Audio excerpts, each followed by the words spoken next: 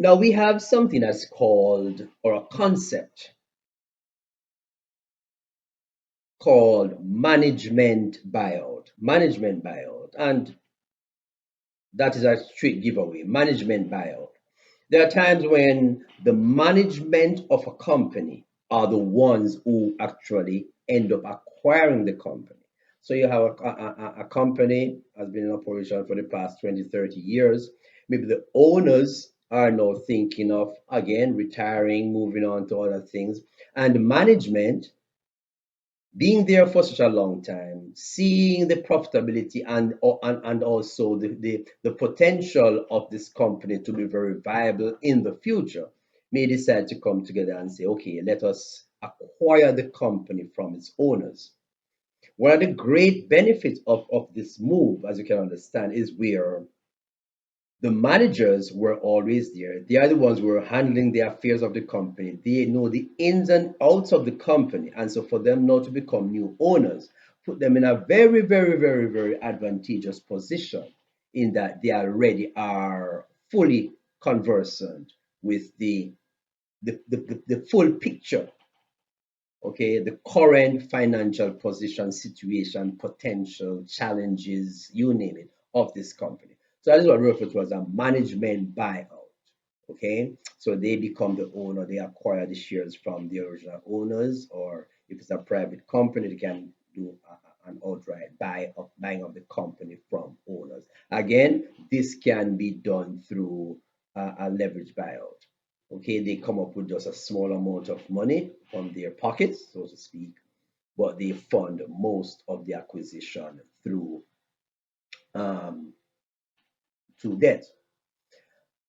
Now, of course, anytime you have a change over or a restructuring that results in a significant change in management structure, in the management team, inevitably there's going to be some fallout. So management buyout averts this situation. Okay, same managers continue. So in other words, persons looking on would never know that there's a fundamental change in ownership and and whatever of this company, because the same people are there. Everything seems to be proceeding as as a norm. The other type of leverage buyout is what we refer to as a management buy-in. So there's a management buyout, there's a management buy-in. Now, the management buy-in is a bit more disruptive because in a management buy-in, it is actually external parties external to the company who come in and decide, okay, we're going to acquire the business.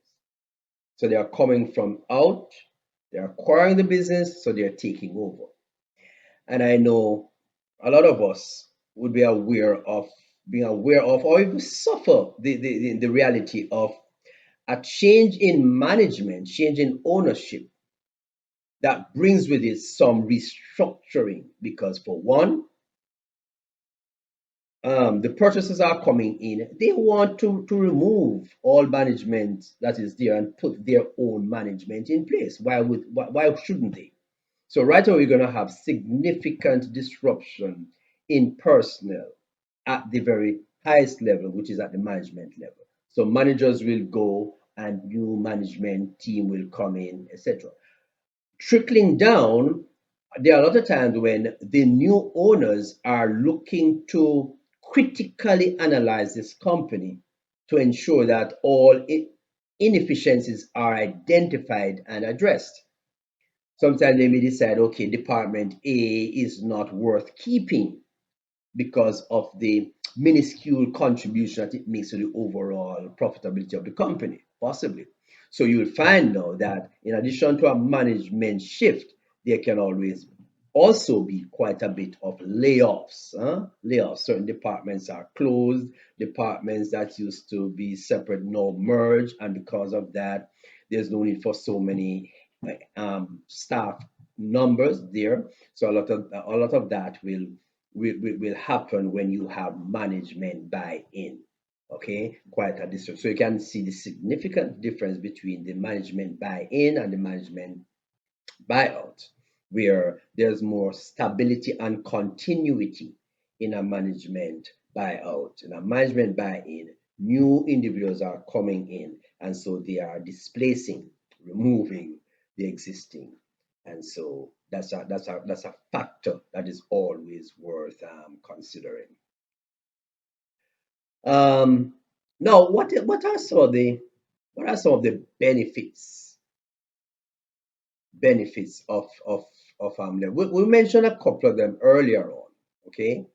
The benefits of leverage buyout from the point of the funding of the transaction, also to the fact that it provides an avenue for persons, companies interested in selling to easier sell, because quite often a purchaser may not be in a position to come up with 100% of the purchase price. So because there's the ability therefore to go LBO, then they are able to seek funding. There are some instances where we have what is referred to as owner finance. That is done even with private property, yeah? Owner finance, but more so in business, where the company being acquired may decide, okay, we will, sort of be both the seller of property and to an extent the financier of the transaction. Sometimes you'll find that the buyer will get a better deal, maybe lower interest rate, better terms than if they had gone to a full commercial institution. But there's that option of owner finance leverage buyout. It is there. Okay. The thing with leverage buyout, why it has come under quite a bit of criticism from time to time, is that leverage buyout is one where that allows for almost zero margin of error. Because remember, and I keep repeating this because this is at the crux of the matter, if financier bank A is going to agree to make money available for a leverage buyout transaction, it must be convinced that the um, the company being acquired has an asset base and a cash flow that will support two main things: support the servicing of the debt, is 90% debt you're talking about. On the other hand, have enough cash flow so that it will either continue to be or not become super profitable. Because remember, the individuals who are purchasing, their intention is to make a high a return as possible. The bank making the money available is expecting that its debt will be serviced. So this company is under tremendous pressure to maintain a level of operation, a level of profitability, a cash flow structure that will service debt and provide cash flow for normal operations, so that the company overall will be profitable, and the owners, the shareholders, whosoever, will be able to get that return, that level or that rate of return, that returns that they seek.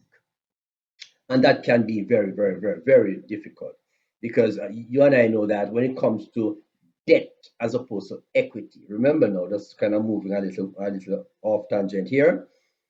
Equity, the return that equity gets, the return that shareholders get, is dependent on the level of profitability of. Now, apart from what is referred to as, like, even then, scratch what I was about to say. Usually, dividends are declared or paid over to shareholders, but the dividends are based on the ability of the company to pay the dividends. Okay? They are, so to speak, a variable payout depending on ability, and even corporate plan as to what is to be done with funds. On the other hand, debt is something totally different. You have a debt payment to make each month, comprising of a portion being principal and a portion being interest. It is not, and your payment of this note is not predicated on whether or not you had made a profit this month, whether or not your cash flow can manage it this month.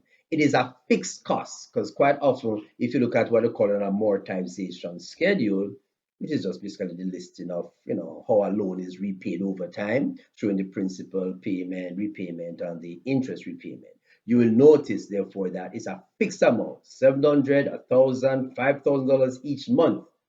That is a portion between principal and interest, but it is a must pay. It's a must pay. So again, tremendous pressure on this company to ensure that the cash flow can handle, can manage both of these components. And that is one of the main reasons for companies acquired through LBOs to sometimes, fail, fail. Not because the operation is such that it would not be able to manage and maintain a level of cash flow for operations. It's just that the debt servicing is significant, and so that cash stream has to be such that it can comfortably service both demands on it. Okay, that's one of the big thing about it. Very, very, very. And so a lot of companies who had gone, the LBO route, a lot were successful. A lot has, over time went into oblivion because of that exact situation. No, the general thinking behind leverage buyouts quite often, especially for persons who are more into business deals in terms of profitability, return on my investment is what I'm concerned about. They are not interested in buying a company through a leverage buyout and keeping that into perpetuity. No, they are really flipping companies. Let's put it so. That's like we hear people talk about flipping houses. They are into flipping companies. So they acquire this company, do what they need to do, bring it to a level where it is very profitable. If they took it out of the public domain, they may now reintroduce it. But the idea is to acquire it, bring it to that level where it becomes very, very profitable, and dispose of it. And dispose of it. Not to keep it, as if they're into that. So not really interested in going into that type of business. They're interested in the financing and the returns that they can get from financing these kind of transactions. That's what we talk about really, for that leverage buyout situation. Cool. Since we had mentioned that leverage buyout is viewed either from the company interested in selling or the company interested in acquiring, we want to now look at or want to address the question, how would I determine whether or not my company is what I would call a good candidate for a leverage buyout. So we're going to look at that component to see at what phase and stage of a company could we consider that the company is a prime candidate for a leverage buyout.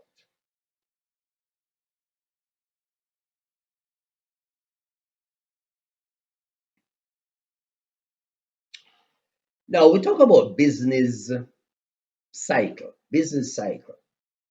and as the word suggests, a cycle, going through phases.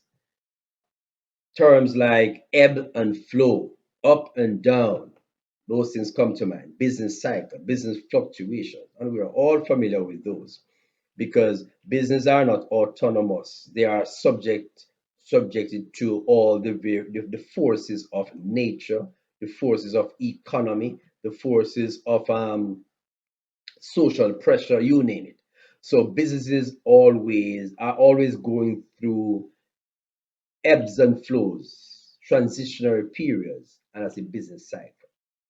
But what we want to focus on is really more business cycle looking at it from the life cycle of the business. Life cycle, meaning, yes, we want to look at the stages where the business came into being, okay, came into being, someone gave birth to this business, and the different stages and phases that it goes through to the point where it's actually it is no time to close it down, or the owners are saying, okay, we have been in this thing for the last X umpteen years. We think we need to get out of it now. So it has gone its full cycle. And so the contemplation is, okay, let's get out of it, let's sell it. And so once again, that would now give rise to a consideration of a leverage buyout as one of the selling options. Good. Now, the phases of this business is where we talk about launching our business. We launch the business. Brand new, bright idea has now been transformed into a real business. And so the first phase is the launching of the business. Now, in this phase, naturally, this is because you have identified this grand opportunity and you have marketed and you have advertised and you do everything, do your PR. And so it is really a phase of increasing sales. And when I say increasing sales, remember now, you're just beginning. So sales are low, yes, but increasing. Start off, you're expecting sales to increase. So each day, things are getting better and better and better. After a while, you'll move into that second phase, what we call the growth phase. Okay, growth phase. Because at that point now is that your name is out there. People are now recognizing that you have a very good product. People are realizing that your customer service is just on point, etc., etc., etc. And so you now enter into that growth phase where sales start to increase and increase rapidly, and you begin now to not just cover your expenses, but you're really now starting to make a profit. Okay. Um, Again, I said that is contributed to by a number of things. Your reputation has grown, your product is standing up in the market, customer service is right, etc., etc. So you're at that second phase that we refer to as the growth phase. Growth phase. And then with time, you'll move into the third phase. The third phase. At this point, your sales peak. Your sales peak. We talk about like some people call it the shakeout phase. This is where you have reached up there. You're at the pinnacle of your game. Okay, your sales peak. And even if you see growth at that level, they are quite marginal. Just very relatively small compared to what happened earlier. Because you're really almost at the top of the mountain, huh? Top of the mountain. So at that point, in that third phase, your sales peak. And so, yes, profits will be there. I mean, there'll be growth in profit, but the rate of growth is going to be significantly less than the second phase, because second phase was primarily a growth phase.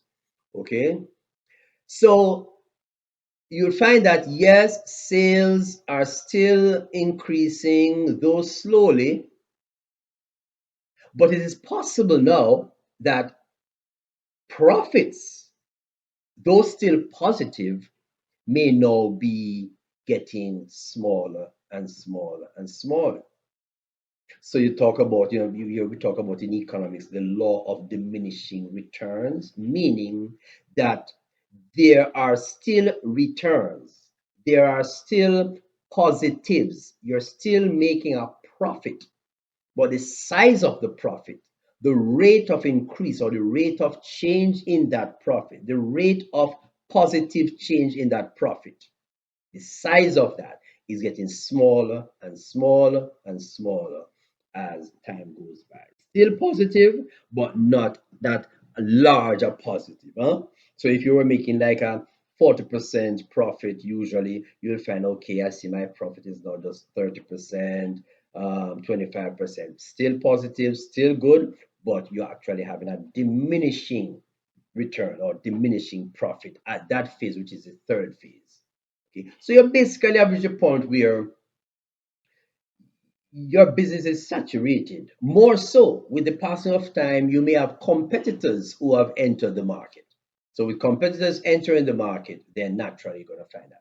Then when we reach now to the stage four, the fourth stage, which is that stage called maturity. Yeah, mature. The business has matured.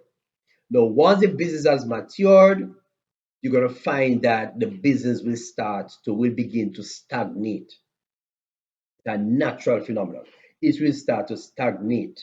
It's not moving. It's still there. It's still holding its own, but it is actually stagnating, not going anywhere very quickly, as they would say. The profit margins also are going to be getting thinner and thinner and thinner. Now, at that stage and phase, there are a lot of things that can be done. Some re-engineering, some revamping of product, new innovations can be introduced to to kind of address that and to extend the period before we actually have stage five, which is really the final stage where you now start to see some decline in the business. That's just a natural thing. That's a natural circle of life, huh? Babies born, happy, happy, happy teenager jumping around, go to college, get married, have kids, families, settle down, get into middle age, etc. Then comes a time when, yes, there is a final phase, there is a decline phase. It happens also in business in the same way. And this is signified or evidenced by shrinking profits. Profits are shrinking. Um, and so at that point is where the business owner may be thinking, okay, before things gets too bad, I think it is time for me to contemplate an exit. Okay, an exit. Now, let me back up a bit. I'm in no way saying that a buyout, a leverage buyout, is only going to be contemplated in this scenario. It's just going to be completed at stage five. No, I'm not saying that, because it is possible that a business owner may consider, you know what, when I am at the second phase or even the third phase. Okay, the second phase was that growth and expansion phase. The third phase was that phase where, yes, positive growth, but much more slowly, and the profit margin a little less. It is possible that a business owner could contemplate at that point that, maybe we should be thinking of getting out of the business before it reached that fourth and fifth phase and stage. It is possible. Okay, so whether your business is at peak performance, it's possible that at peak performance is where you want to capitalize on your business, and just get the most for it, because at that time things are happening for the business. It can command a high price on the market. People are interested in it. That's the thing that is happening. You may say, okay, I think it's time for us to dispose of, go through dispose this business, because it is at its feet where it will give us the highest returns. Okay, or it is possible that it is at the fifth stage, declining, and just like how the business has gone through its life cycle and has reached stage five. It's the same way when you started with the business, you're a young man, strong, whatever, and so, like the business, you have reached that point where you say, I think I'm gonna consider getting out of this business. I'm thinking of retiring. So you talk about you exiting from active business work life, and the business itself, you're shaping it, or you're positioning it for a transition, passing it on to other persons who will take it and do whatever they want with it. So that again is another way or another reason, or other factors that may trigger one to consider a leverage buyout. Um, um, Now, you may be saying to yourself all the time, but okay, all that I'm hearing is basically to do just a normal way that people buy or sell business, and those are the normal things that they contemplate. Yes, yes, and you're correct. And that is why at the beginning we said we're going to look at really this whole disposition, sale, acquisition of business, which fall under the general heading of merger and acquisition. So at the heart of the discussion is really the acquisition of and disposal of businesses. There are a number of ways to do it, but one of the ways that is quite often contemplated is this leveraged buyout. And why leveraged buyout is because it allows the purchaser to be able to acquire a company without having to go deep into personal resources,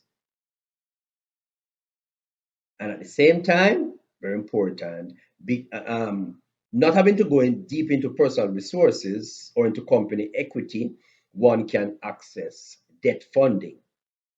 Debt funding normally require funding requires substantial backing, substantial security. The good thing about it with a leverage buyout is that the security, the surety, the guarantee can be given jointly by the assets and cash flow of the purchasing company, plus or in addition to the assets and cash flow of the company being acquired.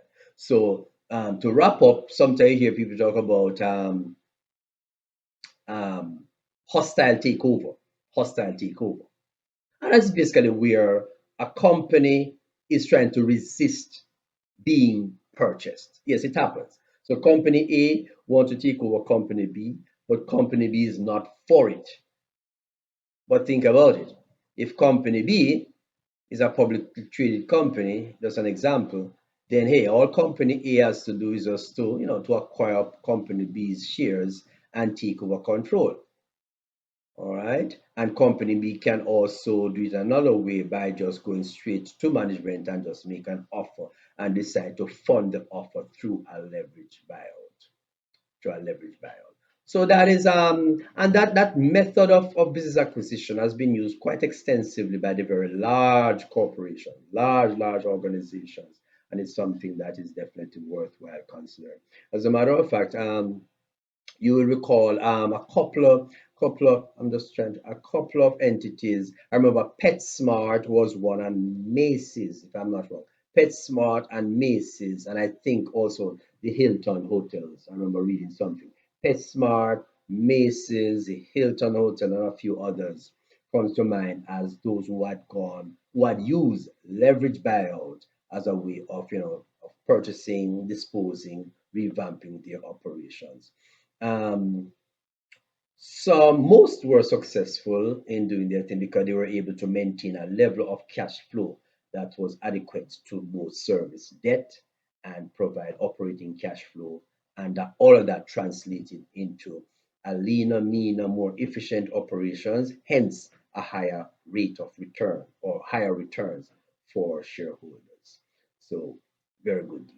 So that's about it.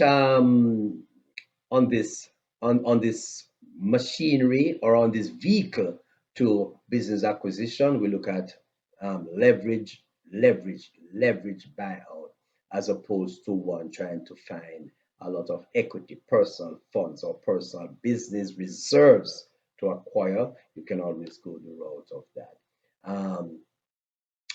As a parting statement, there was a time when leverage buyout was so popular that it had even gone down to a what I call a 100-0 arrangement, where providers of funds were making 100% debt available to acquire the businesses, therefore asking the purchaser or requiring of the purchaser $0, nothing, no skin in the game, so to speak. Now, as you can imagine, if you're going to buy a business for $10 million and you're going to get a full $10 million loan to buy this business, then you're talking about a very significant debt and interest payment burden. So, yes, it may be an easy way to get into this business, but you have to face the fact that you're actually committing yourself to some serious long-term cash outflow to service debt, to service debt. And if the business that's acquired is not living up to expectation, to its profitability, to its revenue generating expectation, then naturally one of the downside is that some of these businesses go into bankruptcy, go into bankruptcy. So when a company goes into bankruptcy and nothing can happen, the risk is that, of course, the bank had funded this thing 100%, and now, the business goes to bankruptcy. And so what does the bank have? Yeah, the bankrupted bit. The bank has the bankrupted business, but the bank did not go into business to be the owner and holder of property. That also applied in the case of the housing market. Same thing with the in the housing market. It had reached a point where individuals could almost get mortgage. A lot of individuals will end up getting mortgage with zero down payment. Zero down payment. Not 5%, not 2%, not 10%. Zero down payment. So you know that these homes were fully funded by mortgage. So the banks were actually putting of this ton load of money. Yes, a home, a house is a tangible and very good security against which to make a loan. But the fact is that good security not.